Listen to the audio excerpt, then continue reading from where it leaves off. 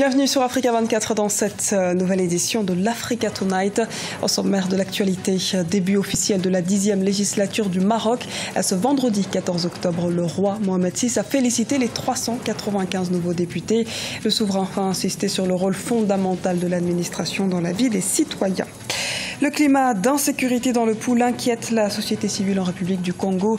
Deux plateformes ont non seulement dénoncé les actes de violence dans cette partie du pays, mais elles ont également sommé le pasteur Ntoumi de se rendre aux autorités. Abidjan, capitale africaine de la mode, la 11e édition de l'Afrique Fashion Show s'est tenue du 6 au 8 octobre en Côte d'Ivoire. Ce rendez-vous qui dicte les tendances africaines s'est achevé sur un bilan positif. Rencontre avec sa directrice dans cette édition. Au Maroc, le roi Mohamed VI invite les institutions à être au service du citoyen. Lors de la rentrée du nouveau Parlement ce 14 octobre, le souverain a entièrement consacré son allocution à la réforme de l'administration. Le message aux députés, aux conseillers et au prochain gouvernement a ainsi été d'accorder la priorité à la satisfaction des usagers de l'administration. Birama Saounera. Au Maroc, la réforme de l'administration constitue l'une des préoccupations du roi Mohamed VI, un sujet qui revient régulièrement dans ses discours depuis son accession au trône en 1999. Lors de la rentrée parlementaire le 14 octobre 2016, le souverain a invité les députés et fonctionnaires du royaume chérifien à assumer leurs responsabilités envers le Marocain, mais surtout rendre justice sans parti pris. L'objectif qui doit être recherché par toutes les institutions, c'est d'être au service du citoyen. Si certains ne comprennent pas que des citoyens s'adressent à leur roi pour régler des problèmes et des questions simples, c'est qu'il y a mal donne quelque part. Sans service rendu aux citoyens, point d'administration. L'administration marocaine est très souvent épinglée dans les rapports des organisations internationales. Les mots dénoncés sont relatifs à la corruption, la pléthore du personnel ou encore le manque de rigueur dans le traitement des dossiers. Face à cette situation, l'apport des nouveaux élus du Parlement est fortement attendu. On attend beaucoup de ces nouveaux élus qui pourraient peut-être apporter un souffle nouveau, mais il ne faut pas se faire d'illusions, ce sera très long et très compliqué et ça prendra effectivement beaucoup de temps. Même s'il y a une volonté royale, ce ne sera pas suffisant. Il faut réformer en profondeur, il faudrait changer le statut de ces fonctionnaires, il faudrait également peut-être les payer mieux pour éviter les tentations et la corruption. Donc tout ça va prendre beaucoup de temps avant de voir une réforme qui puisse porter ses fruits. Depuis quelques années, le Maroc fait des efforts dans le cadre de la numérisation des procédures administratives. Il s'agit aujourd'hui pour les autorités de remettre le citoyen au centre du service public afin qu'il soit satisfait et que le délai du traitement de ces dossiers soit réduit. La société civile tire la sonnette d'alarme en République du Congo. La Fédération congolaise des droits de l'homme et la coordination des réseaux et associations de la société civile pour la gouvernance démocratique et électorale ont tous deux déploré le climat d'insécurité persistant dans le département du Pool. Reportage de notre correspondant au Congo-Brazzaville, Deva Panzou. La Fédération congolaise des droits de l'homme et la coordination des réseaux et associations de la société civile pour la gouvernance démocratique et électorale ne sont pas restées indifférentes face au drame du Pool. Ces plateformes ont dénoncé les exactions dans les cas de viol, vol, tueries gratuites, attaques et incendies de trains et de véhicules. Mais ce que nous sommes en train de vivre, quelles qu'en soient les motivations, des actes posés dans le département de Pool sont des actes inadmissibles, inacceptables et intolérables. Voilà pourquoi c'est des actes qu'on ne peut que condamner. Si les tels actes peuvent se multiplier sur l'ensemble du territoire national, mais le Congo va cesser d'exister. Donc je pense que nous ne devrons pas nous permettre, autoriser et encourager ce genre de pratiques. Selon les deux plateformes FECODO et Coraged, les populations du Pool ont ardemment besoin, comme l'ensemble de la population congolaise, de vivre dans un climat de paix et de sécurité, de jouir des bienfaits attendus de la démocratie tels que l'eau potable, l'électricité, l'éducation. Ainsi, face au mauvais climat persistant dans le Pool, elles invitent la force publique à faire preuve de professionnalisme. Que la force publique, en toute professionnelle, de tout mettre en œuvre pour mettre terme à ces actes. Donc en arrêtant le révérend pasteur Ntoumi, puisqu'il y a un mandat d'arrêt contre lui, et de le mettre à la disposition de la justice, où il devrait avoir droit à un procès équitable, où tous ses droits à la défense et même le principe de la présomption d'innocence devaient être observés. La FECODO et la Coraged estiment que la paix, la sécurité et la quiétude figurent au nombre des droits dont doivent jouir les peuples dans un système démocratique. Elles invitent par conséquent les acteurs de la crise à se ressaisir et à comprendre que la démocratie ne signifie pas l'anarchie, les atteintes délibérées aux droits des autres citoyens.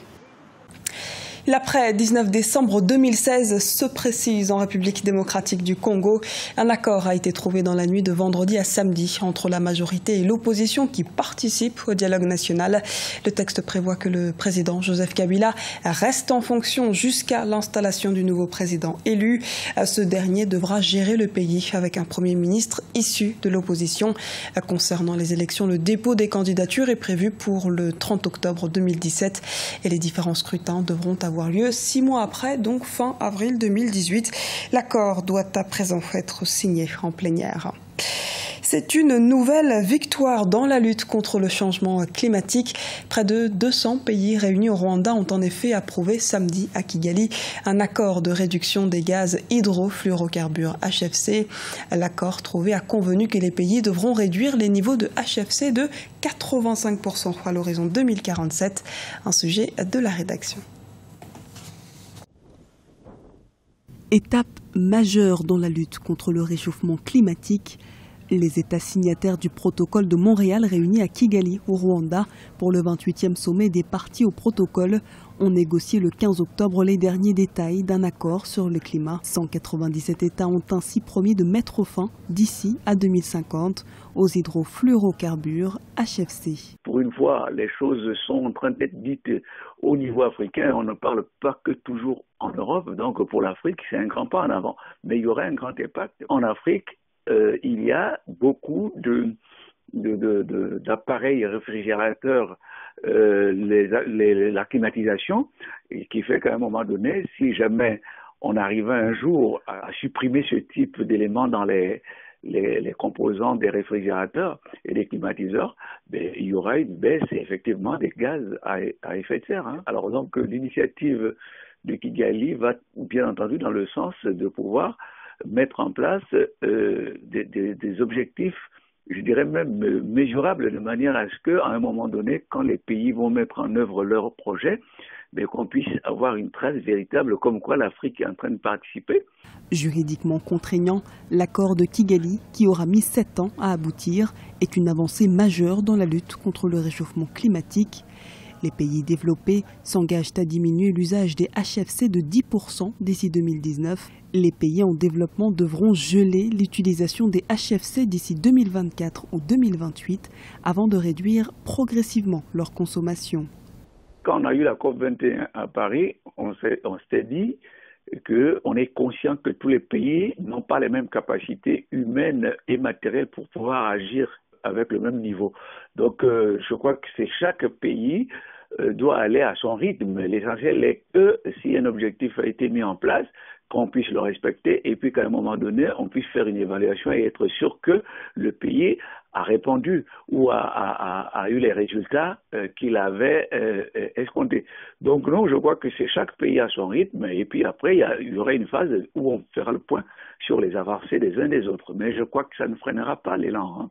Les HFC sont utilisés depuis les années 1990 en remplacement des CFC, chlorofluorocarbures, principaux responsables de la destruction de la couche d'ozone. Désastreux pour le climat, l'idée de la suppression des HFC a été initiée dès 2009 dans un amendement du protocole de Montréal. Avec cet accord de Kigali, l'élimination des HFC pourrait réduire de 0,5% le réchauffement mondial d'ici à 2100, selon de nombreux observateurs.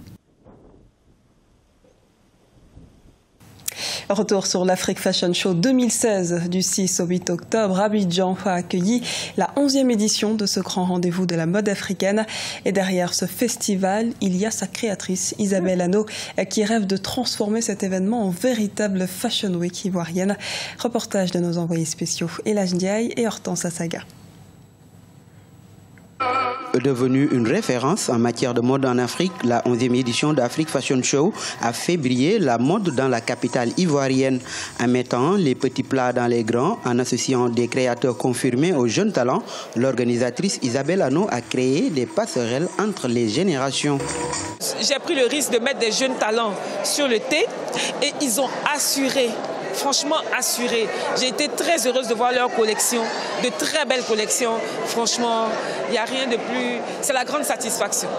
Belle et rebelle, l'impératrice, le guide, tels sont les noms de quelques-unes des collections qui ont défilé sur le magnifique thé. À l'origine de cet élan de créativité, des jeunes stylistes de Côte d'Ivoire, du Bénin ou du Sénégal qui ont redoublé d'imagination pour coller au thème la créativité au cœur de la jeunesse et de la francophonie.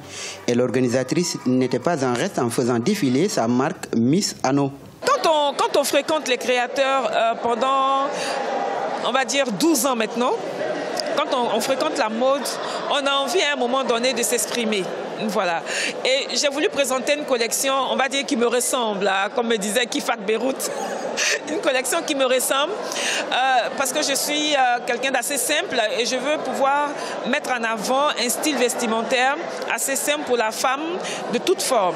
Justement parce qu'on estime que la femme africaine, elle a des formes, elle a des courbes et ces courbes sont belles. Pourquoi les cacher? Pourquoi toujours le modèle européen? Il faut aujourd'hui que nous puissions mettre en avant le modèle africain à travers des tenues vraiment qui mettent en valeur la femme africaine. Plus que jamais, le moment semble favorable à faire émerger des talents qui portent haut les couleurs de la mode en Afrique. Avec un regain de professionnalisme et d'optimisme, c'est ce que garderont les spectateurs et les habitués qui ont assisté à ce qu'il est désormais convenu d'appeler le meilleur événement mode d'Afrique de l'Ouest. Rendez-vous est pris pour la 12e édition. C'était le journal de la rédaction. Merci de nous avoir suivis. Retrouvez dans un instant une nouvelle édition de l'actualité sur Africa 24.